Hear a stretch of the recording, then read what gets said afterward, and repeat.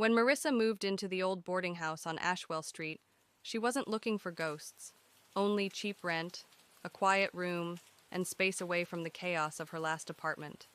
The landlady, a hunched woman named Mrs. Drellick, showed her to room 6 on the second floor and said very little, only muttering, "No guests after dark," and "Don't cover the mirror." Marissa thought it was just an old lady's superstition, maybe dementia setting in, and she nodded politely while rolling her suitcase down the faded hallway, lined with flickering sconces and the constant scent of mothballs. Room 6 was small but cozy, yellow wallpaper peeling at the corners, a twin bed with a floral quilt, and a single antique mirror bolted to the wall across from the bed. The mirror was massive, almost floor to ceiling, with a black wood frame carved in a way that made it look like vines were strangling the glass. The first night, Marissa slept restlessly, waking several times to a creaking sound that seemed to come from the floorboards beneath the bed. At one point, she sat up and saw something strange. In the mirror, the room was lit with a soft blue glow, though everything around her was dark. There was no lamp on, no phone screen, just the mirror, pulsing softly like it was breathing. The next morning, she blamed it on exhaustion. A long move, a strange environment. Of course, her brain was playing tricks. But that day, she asked Mrs. Drellick if the mirror could be removed or covered, even temporarily. The landlady's expression turned cold. "It's part of the house," she said flatly. "It's always been there. You'll get used to it." That night, Marissa avoided looking into it. She brushed her teeth with her back to it, changed clothes in the bathroom, and positioned herself on the bed so she wouldn't see its reflection as she fell asleep. But around 2 a.m., something woke her, a scraping, like fingernails against glass. When she opened her eyes, the room was dark, but in the mirror, the reflection showed the door was wide open, though when she turned to look, it was shut. And in the reflection, something moved past the doorway. Not a person exactly, but a shape, like a smudge of black smoke with legs. Marissa jumped from bed and turned on the light.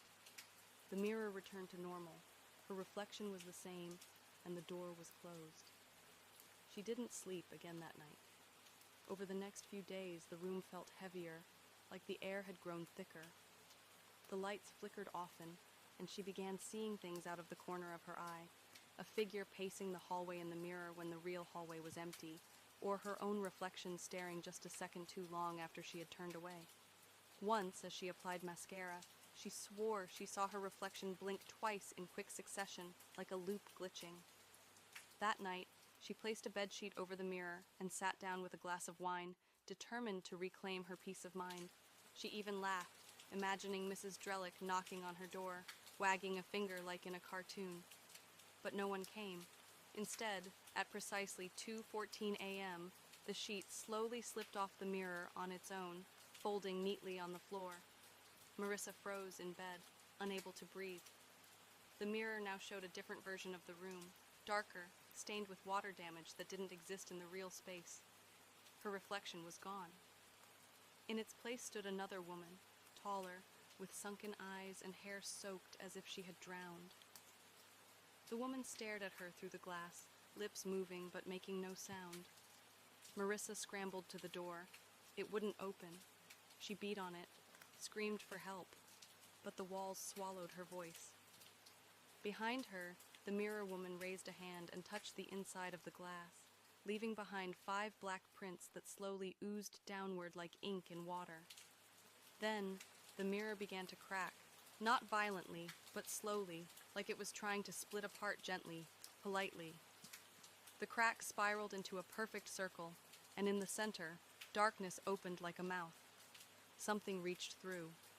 Long fingers, wet, wrinkled. Marissa pressed her body against the door, sobbing now, until it finally gave way and she tumbled into the hallway. The mirror slammed itself shut behind her with a noise like a heartbeat stopping. She didn't stay. She didn't pack. She ran barefoot out the front door, past a silent Mrs. Drellick, who simply sat in her chair by the window, watching with an unreadable expression. When the police returned with her the next morning, room 6 was empty. The mirror was gone. In its place was a smooth wall. No bolts, no markings, Nothing. The landlady swore no one had rented the room for over a year. There was no record of Marissa ever staying there. No payment receipts. No footage. Her name was not in the registry. The officers assumed she was confused, maybe suffering from stress or a break with reality. They suggested she go home and rest, but she had no home anymore. A week later, someone posted a listing for room 6 online again. The same photo, the same mirror, and the description included one new line that hadn't been there before.